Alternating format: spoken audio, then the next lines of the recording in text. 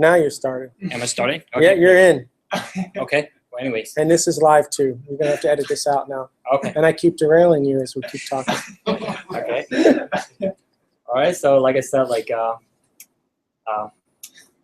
have the honor to have William in town to give us a talk about compiler in Go.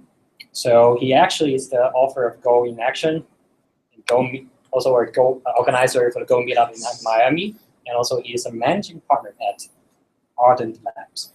So I always like that title, managing partner. It's like really European or something. And well, before we start the talk, I want to get an idea of how many people want to hang out for dinner together after this. Sweet. Okay. So, I don't spit when I eat, so you guys can all. All right, around 5 to 6 Sounds people. good to me. Sounds good. Okay, great. So then, Well, thank you guys for all coming out. I was actually in Tampa last night. Did a talk on air handling and got to some really cool discussions about other things. So when we're done here, if you guys want to talk about other things, that's always usually the best meetups are when they're just kind of impromptu, people are just talking about stuff. But I said I would talk about some stuff here. So I have a open source training material there at github.com, artstudios/go training. It's all the training material right now for the 3-day boot camp. It's open source, which means all of you can use it. The community's been contributing to it. If you find stuff, do it. I'm constantly updating it with newer and better stuff as we go on. And if you're interested in teaching some of this stuff, come and talk to me. You've got teachers now. Even this weekend, there's a class in Denver being taught by Kevin Gillette. So all good stuff. But this material is out there for the community to use. Even Disney has a fork of it, and they've done some in-house trainings with it. So yeah. Okay, so I'm going to show you some stuff here from the training. I'm going to show you some of the compiler optimizations that you can somewhat control today if you need to. And I'm going to show you some hardware stuff. But I have to give you a disclaimer, as I always do. There is language specification, and then there is implementation. You have to understand the difference. Specification in the language and the spec, that will never change. There's backwards compatibility with that. You can count on it. You can take it to the bank. Okay? Implementations change all the time. All the time. The stack is a great example. Prior to 1.3, the stacks used to grow by just creating another block of memory, and they would link. And your variables on the stack would stay in one place throughout the lifetime of the program. Then they decided that they needed a continuous stack. And now when your stack has to grow, a whole big block of memory, the stack is moved over, right? So your variables are now, your stack variables are moving, right? Implementations didn't change the specification, but the implementation has changed. And there's lots of implementation changes in every release that happen because we're trying to improve performance or trying to improve the way things work. So when I show you two of these compiler, we're going to talk about inlining and escape analysis. Understand that you can make changes to your code to affect these things, but on the next release of Go, it can change. In fact, it actually bit me in the butt. I was giving this talk in DC 2 weeks ago. I showed some sample code. I looked at the addresses on the screen, and they changed.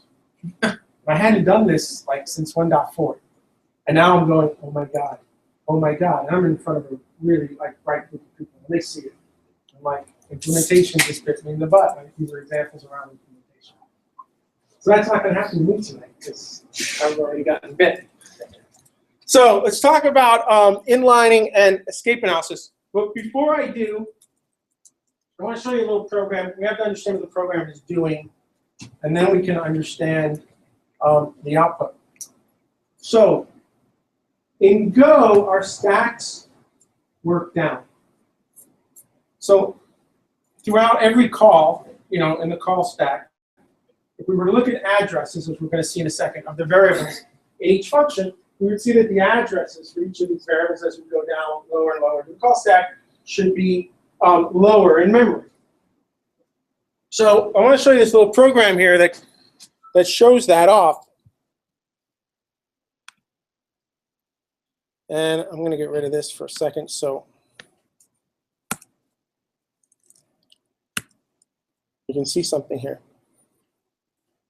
Simple little program, nothing crazy here. Let's just go through it real quick. It's going to help us look at the compiler performing some of the optimizations that it's doing. So there we got a variable named count using a short variable declaration operator. We assigned it to 10, no big deal. That's in main.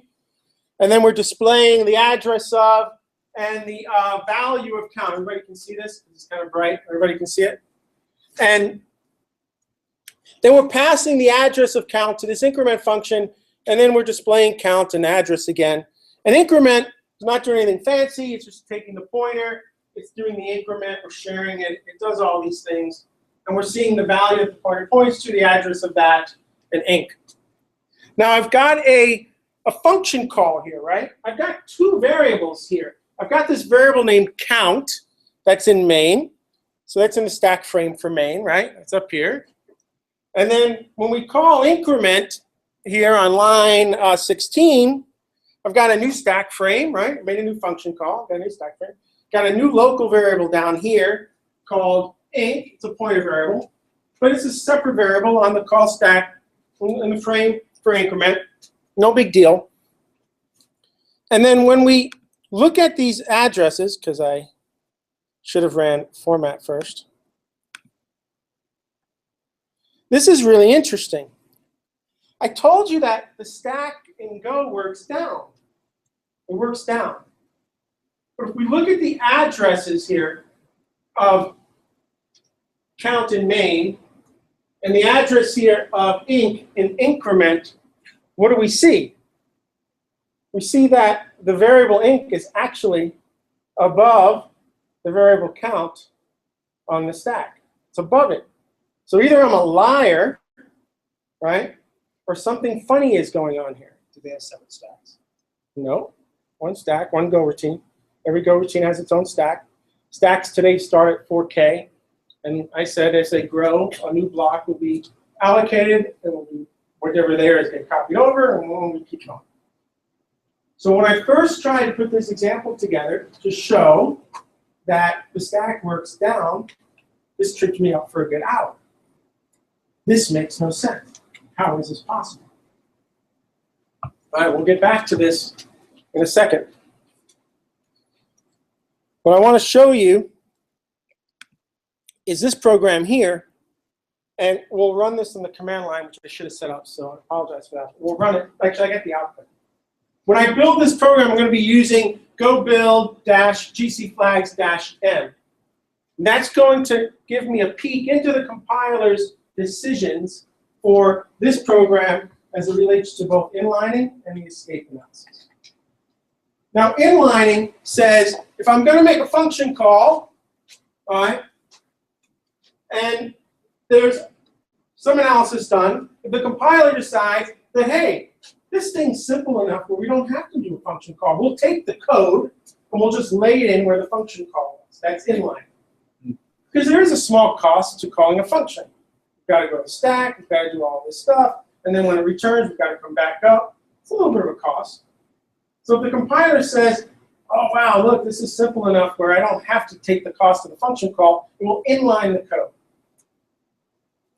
The other optimization that the compiler will do is the escape analysis. Now, I have a link in the training to a document that Dimitri wrote about all of the flaws in escape analysis today and the things they're going to be fixing.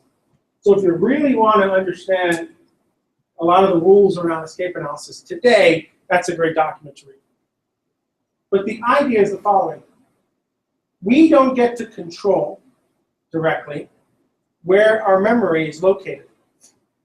So when we create a value, that value could either be on the stack or it could escape to the heap.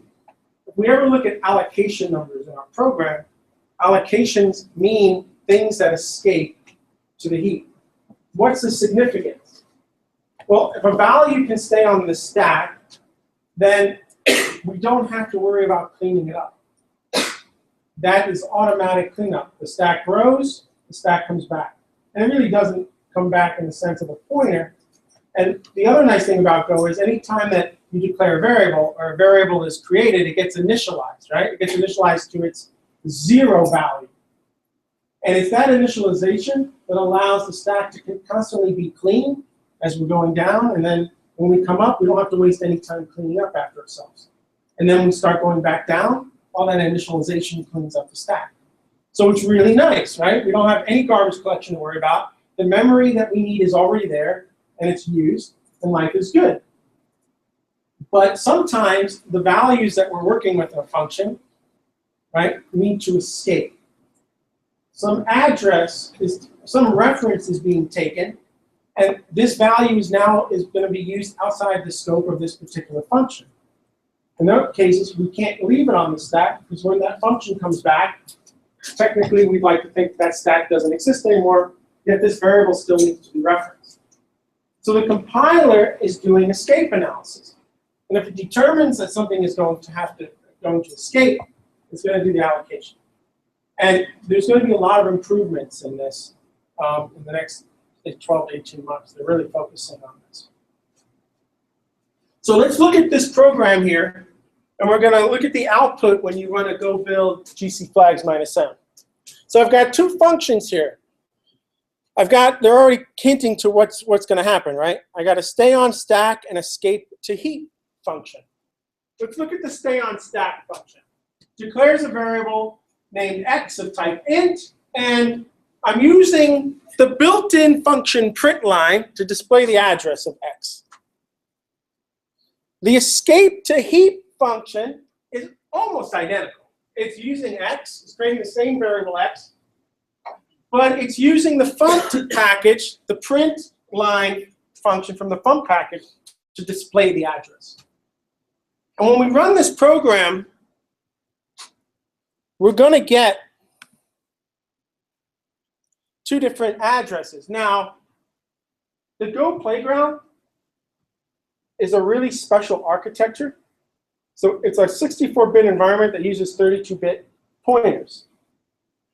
And when you're looking at integers, it feels like 32-bit. If you were to run this on your local machines, these addresses would be actually even wider apart. Okay? But you can see that they're not really together, are they? So the question is, what's happening here? And why is the compiler making the decision that they're making? Well, if I run that command that I showed you, to GC flags and the -m, the compiler will not build the program, it will give us this output. This is really cool. I'm getting a peek into what the compiler is thinking about as it relates to this code for these two optimizations. And you can see here, it's telling us that the stay on stack can be inlined, and that it inlines it. And if we look at 26 and 29, it's showing how those variables in this function here needs to escape to the heap. Yet the stay on stack x doesn't escape. That's pretty cool, right? I'm showing you this because you're not going to write code and then run this and write code and run this and write code and run this, right? The idea is you're going to write your code as idiomatic as possible. You're going to write it as simple as possible. You're going to run it and make sure it works. And at some point, you're going to benchmark and profile your program. And if you see a trouble spot, you see something where there's a problem here, where I need to shave some time here, now you can bring this tool in, right? Let's see what the compiler is doing with this function that I've got to optimize. Oh, look, something's escaping. Can we write it in a way where it doesn't escape anymore? Well, what's the problem with that? Let's say I look at this in 1.4, and I make some code changes so it doesn't escape, and now 1.5 comes out. If I don't do the same analysis, it could be escaping again, right? So anytime you're changing code based on something that's implementation, you need to take a note of it. Because with every new release of Go, that can change right from under your feet. Now you've lost whatever that little optimization is. So you have to keep a note of it. So the question here is, why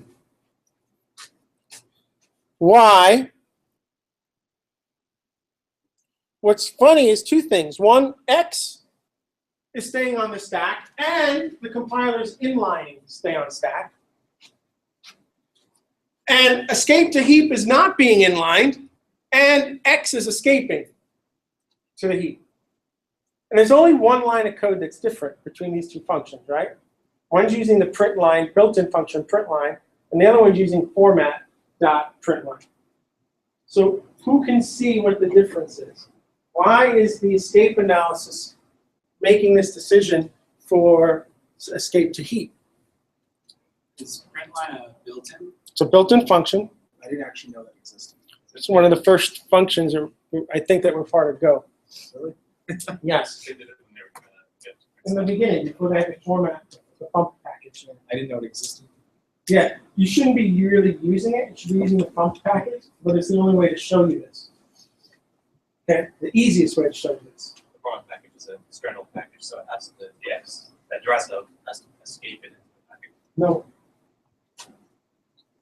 Something will escape when it can note when the compiler determines that it needs to be used outside the scope of that function, right? It can't inline the second one.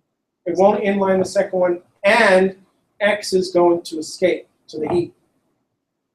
Here's what's happening. The func package functions use the empty interface to accept the values to display. Reflection is being used. The built-in println function, the built-in function println, doesn't use reflection. You can't just display any value you want on println, or you can with the func package. So why is reflection then, right? Why is this empty interface value causing us this particular pain? Because the apples in the road. No. Interfaces are pointers. The interface value is going to store this concrete value. And it can only do that with a pointer. And so since a pointer has to be taken, and this interface value is now moving in, the compiler isn't smart enough yet to know that it's still safe. It's going to get there. I really hope it does, right? Because we really know at this point this doesn't really have to escape. But at this point, the compiler's going, oh, there's an interface there. Oh, this is going to be stored in the interface of the pointer. This thing's got to escape. Here's some of the improvements that can be made, right? But again, language is really early on. They finished the specification. Language is done. Now we're going to be able to focus on performance improvements. So this is what's happening here. Reflection is being used. And therefore, that's it. Now that's going to escape to the heap. Interesting, right? Implementation, but interesting. Did this change? I sure hope so. I sure hope it does. This doesn't mean you should be using println now everywhere in your code. Don't do that, okay? Use the func package. Most likely, if you have a performance bottleneck, I promise you it's not your use of println from the func package. I promise you that, okay? But here is something, if we use these two command lines, if you use this gc flags -m, you can get a glimpse of what the compiler is doing. And if there is a function that is causing you pain, you can run that, look at what it's doing, maybe even tweak some things there to help maybe with it inline, to help maybe not necessarily have some things escape to the heap. Right? Maybe that function is causing you pain because it's where the most allocations are happening. Right? Which is causing a lot of little garbage, and that's causing a lot more garbage collection. Imagine at that point you looked at this, you noticed that, and you found a way to keep that on the stack. Now all your allocations went away. You just fixed a performance problem. But what happens in 1.5 after you do that? I don't know. You better look at it again. Right? At that point, you would want to run an entire profile anyway of the program, right? With every new version, and just take a look at it and see if everything is the same or not. All right. So these are some compiler optimizations that are happening today, and there'll be more in the future, and this command is showing us that. But as I was saying before, I want to show you something here before I move on. Let's go back to this program again. Yeah.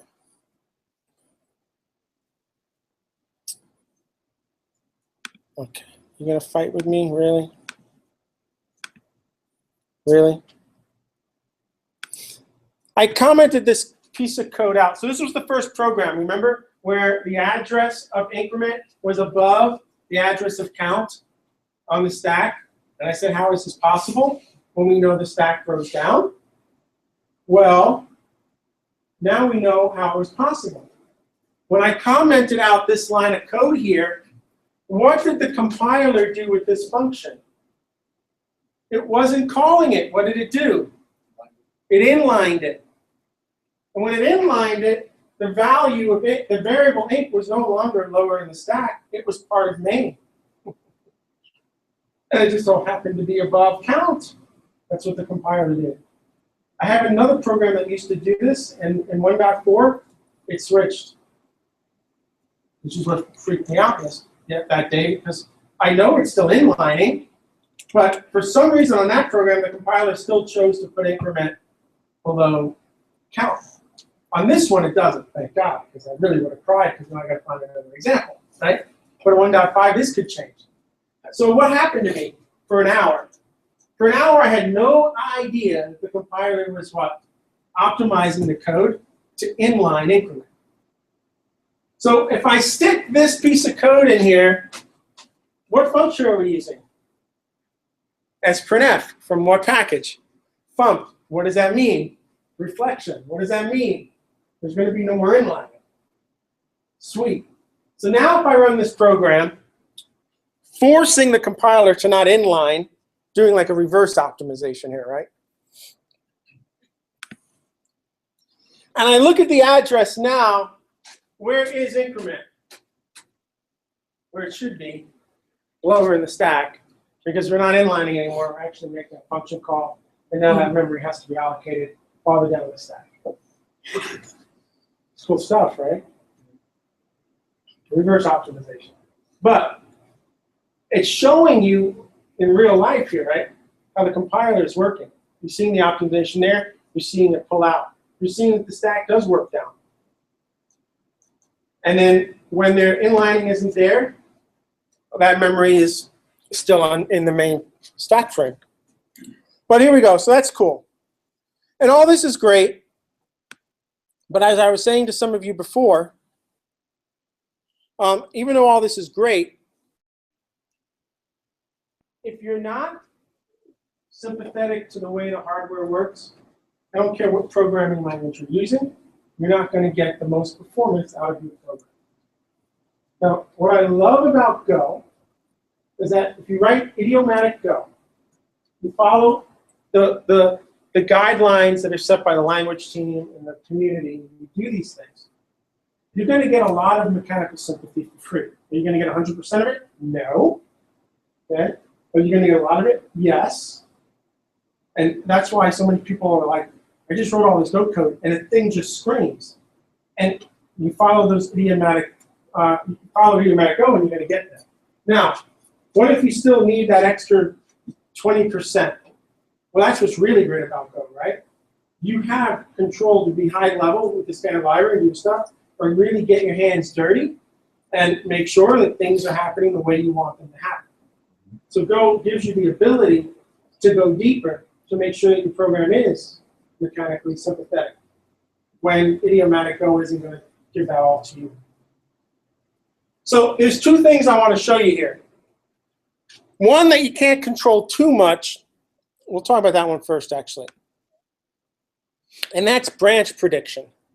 This is probably not going to be your biggest bottleneck, and it's not something that you really are going to be able to control too much. This stuff is really kind of hidden away in the hardware. But I have a little benchmark here that will show you how branch prediction can affect performance if you're not doing things right. So branch prediction. So actually, we have to go back a little bit and talk about how instructions are executed in the processor. Now, this is really high level. All of the CPU manufacturers, all the hardware manufacturers think they do this better and faster, and the different architectures try to do this all in different ways. This is really high level stuff, okay? This stuff gets really complicated really quick and can be really different We're talking about Intel, ARM, all that other stuff. Okay? But at a high level, this is what's happening. When we have an instruction that has to be executed by a processor, it actually has to go through these four phases. You have to fetch the instruction. It has to decode the instruction. It then executes the instruction, and then that result is written back so it can be used in the next execution. If our processors did this way, and each one of these being a clock cycle, it would take every 4 clock cycles to execute an instruction. That would be just ridiculously slow. Can't do that. But these 4 steps have to happen.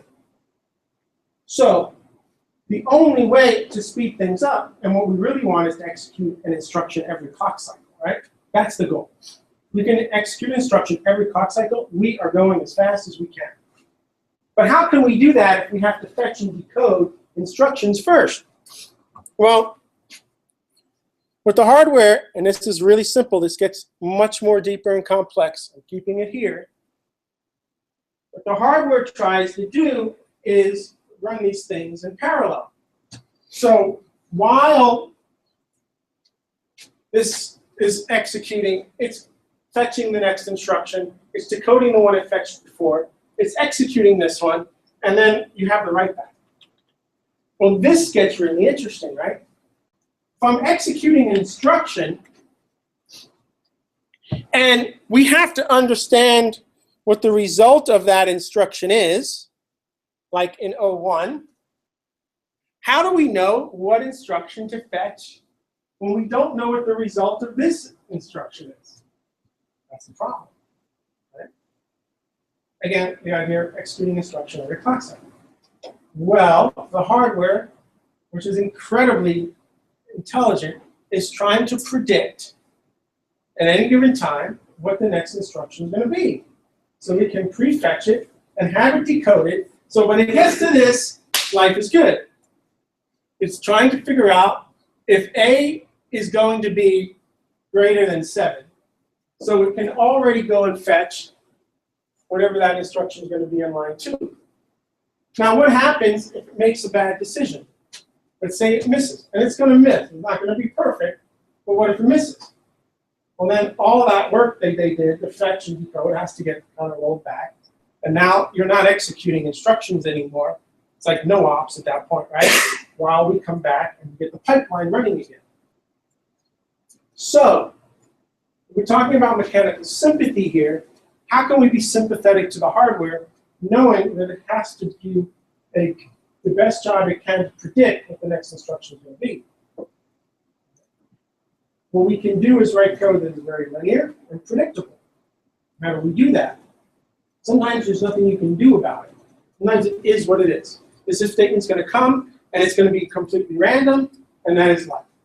But if we can write code that is not so random, that is predictable, and predictable isn't necessarily this. Maybe this is in a loop, as we're going to see, over 1 million times. And maybe over 1 million times, there's predictability of when that's true and false. Well, the hardware will get into that. It will see that. The hardware does things, each processor, they do things a little differently. Some have these tables, some have other mechanisms to try to keep track of what's happening. But if we can help the processor, we're going to get better performance. So let me show you something.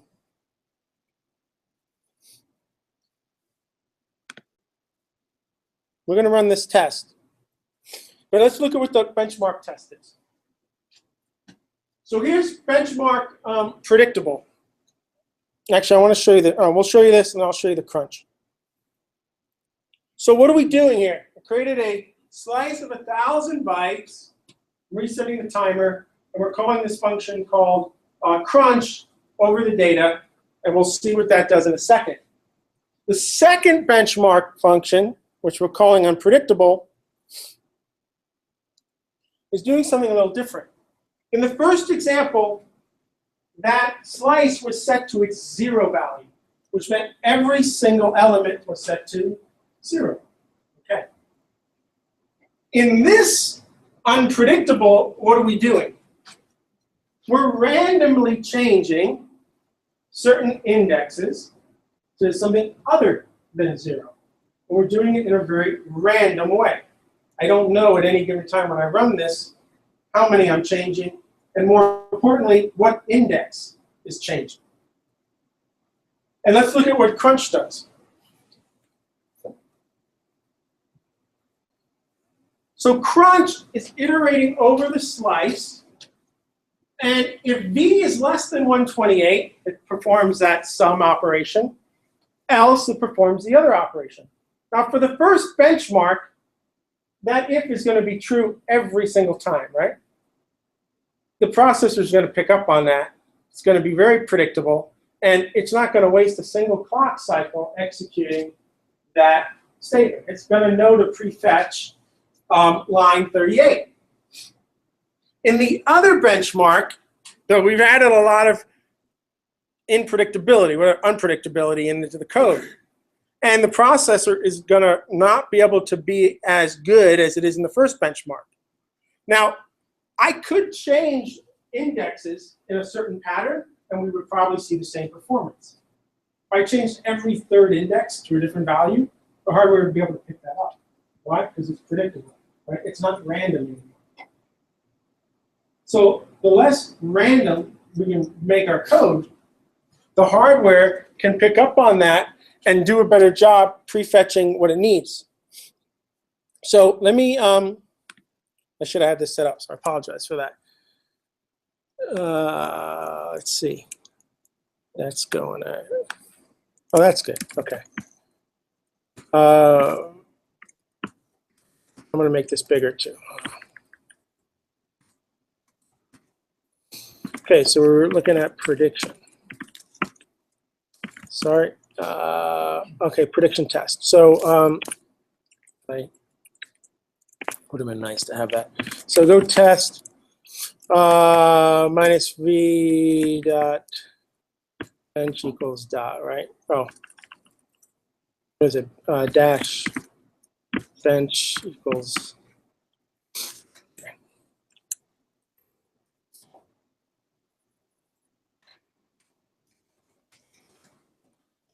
So it's enough to just show you that predictable ran faster than unpredictable, right? And I can run this over and over again, and I can run it for longer, and we're going to get the same result. So most time, this is nothing you can control or deal with, and it's probably not necessarily going to be your biggest problem, okay? But again, let's say you ran a profile. There's a function. You've got to shave some time off of it. Maybe there's some conditional logic in there. Can we take that out? Is there a way to make this a little bit more predictable? So when the code runs through here, the processor can have some better hits on its predictions on where this code is going to go, right? Maybe not. You might not be able to. Maybe you can. But this is why I go back to, if you don't understand how the hardware works, I don't care what you're doing, you're not going to get the most performance out of your program. And this is one that's really hard to kind of like control and deal with. But the other one is much more possible, and that's with the caching. It's really good for you to understand a little bit on how the caches work in the processors and what's happening there. It will really make a big difference. Now, when I was in school in 1987, we were dealing with processors that didn't have any cache. Processors would go out to the memory. We had single CPU, right? And I was taught to use linked lists for all of my data structures. Right? The data structure with a pointer that points to the next piece of data, and the idea was I could use all of the memory in the machine because I didn't have to try to allocate these large blocks that may or may not be there. I can allocate lots of small blocks. And there should always be lots of small blocks of memory, and I can leverage more. And it worked really great, because every 6 months, what was happening back then? The processors were doubling in speed, and I didn't have to do anything, and my program just ran really, really fast.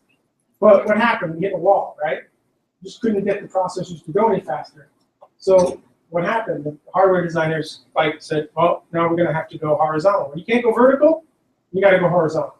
So now we have the 2 cores, right, and the 4 cores. And really, wow, what happened was trying to access main memory was way too slow. And so the idea was to bring in caches into where the processors are. So access to the memory was very, very, very quick. Now, again, every processor is a little different.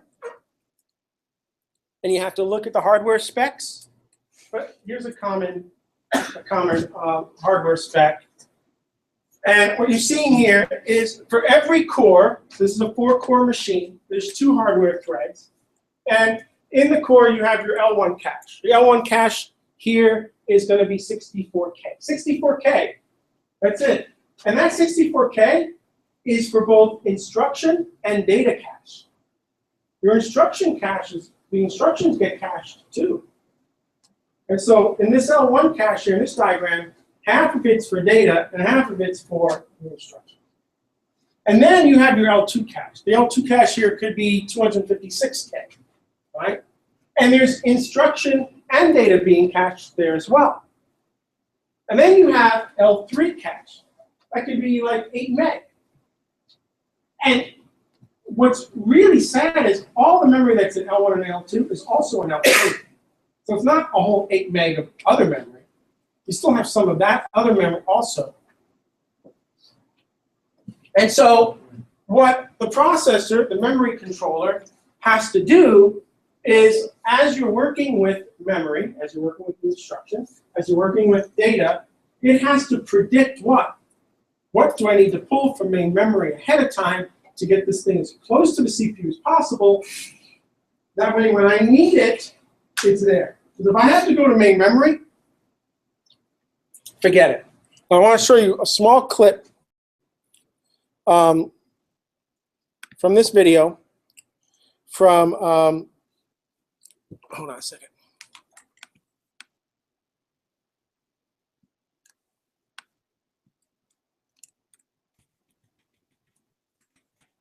Hold on. Which I can't get to play, so hold on. I don't know what happened to my voice. Did I, oh, did I turn it off here? Sorry. No.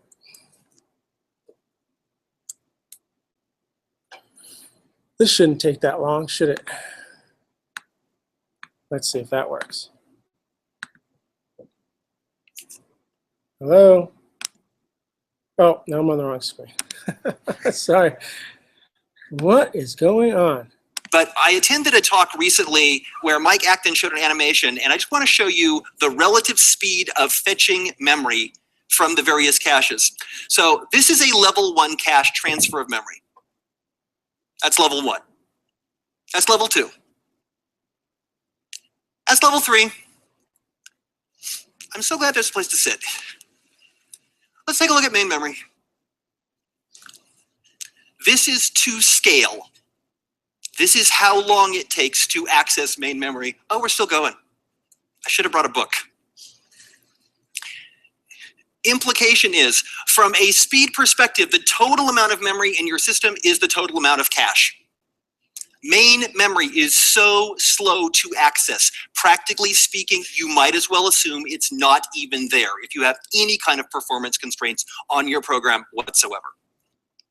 So on this particular machine, the one I've been talking about, the Core i7-900 series, 8 megabytes of fast memory. And if you noticed in that last animation, it wasn't that fast when we got to the level 3 cache.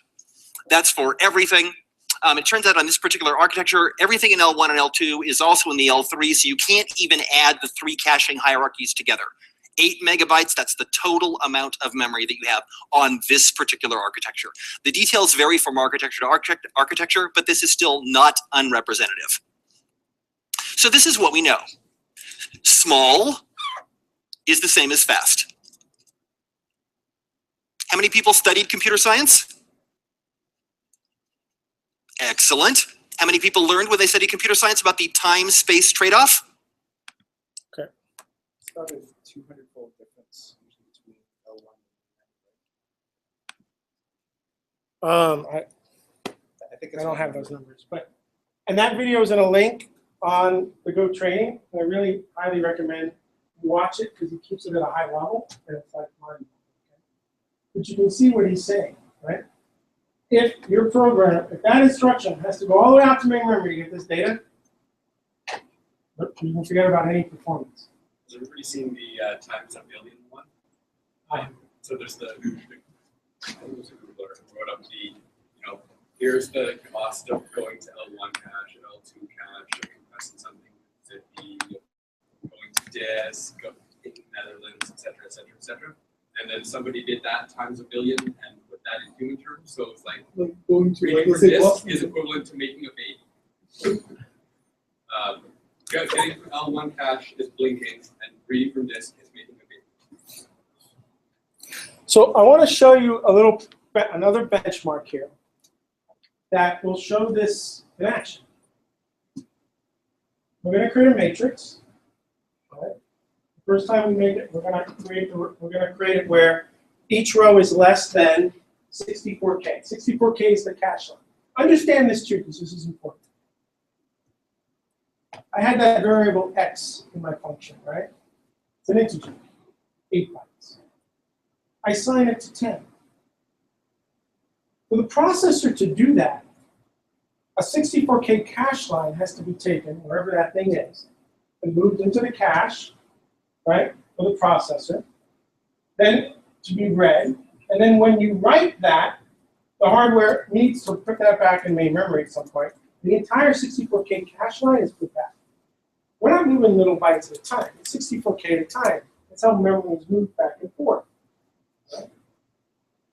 So we want to make sure the memory controller doesn't fault on what's in these caches. We want to have enough prediction capabilities to know what cache line should already be coming in, right, for what we're doing. How do we do that? We can do that by making sure that our data access is both very predictable, right, and doesn't do anything to go against the grain. So this program is going to do something that goes against the grain. The first example, we're going to have a matrix. Each row is going to be less than 64K. And we're going to walk the matrix down each row. Okay? We're going to walk down, we're going to walk down, we're going to walk down. Then we're going to go down by each column. We're going to see the performance is the same. No big deal. Then we're going to make the matrix where every row is 64K, the full cache line. We're going to walk down each row, very predictable. Hardware is going to screen. The next, when we start going column, we're going to see a horrible performance hit. Why? Because we're looking at, every time we go down the column, what are we doing? We're causing an entire cache line to no longer be valid. A whole other cache line that has to come in. We're going to cut the grain. Right? We're not going to be sympathetic to the way this memory is managed by our hardware. And you're going to see the performance hit that we take. So I'm going to comment out. I'm going to have to go into this to do it, and we'll make this bigger too. All right. Caching test. So this is the benchmark. We're just going to be calling row traversal, and hopefully you guys can see that. Sorry about that. Row and column traversals, and then we're going to have that code here. And the first thing I'm going to do is I'm going to have this where the row size is just going to be 4K, nothing big. And here's going to be our matrix. And one's going to go, like we said, down every row, and then the other one's going to go every column. So if I come here, let me make sure I hit save on that. I come here and we go to, and I can't see it, 03 caching. Sorry about that, hold on. That's better. And we run that same benchmark, right?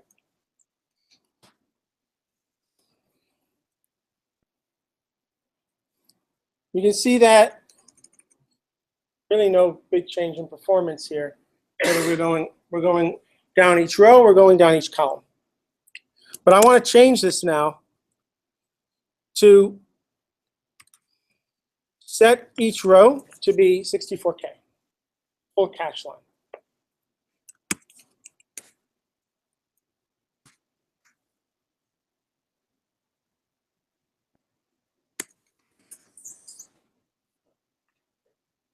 We just were incredibly not sympathetic to how memory is managed by the hardware.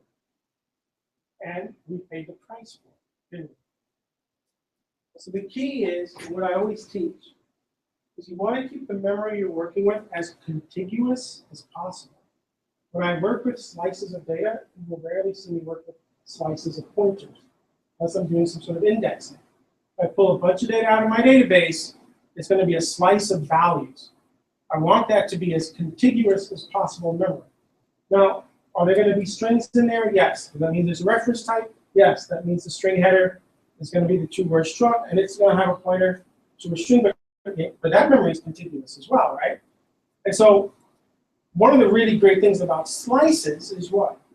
It gives us the ability to store memory in a contiguous block, right? It allows us then to work with that memory in a predictable way, right? We're walking down that memory.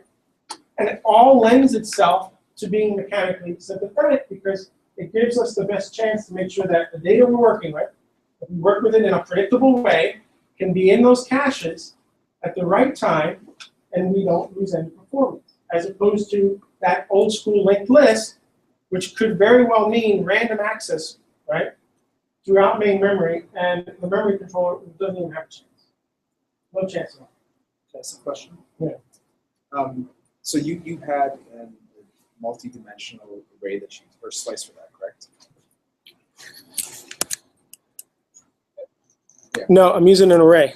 Okay, yeah, sorry. So, but it's, Multi-dimensional. so when this stores it, is it like it's an array of pointers? to This is other one arrays? big block of contiguous Oh, memory. so it actually stores it like that. Yes, this is an array. Okay, that's very cool. Okay, it's got an array. This is one big block of memory I'm dealing with.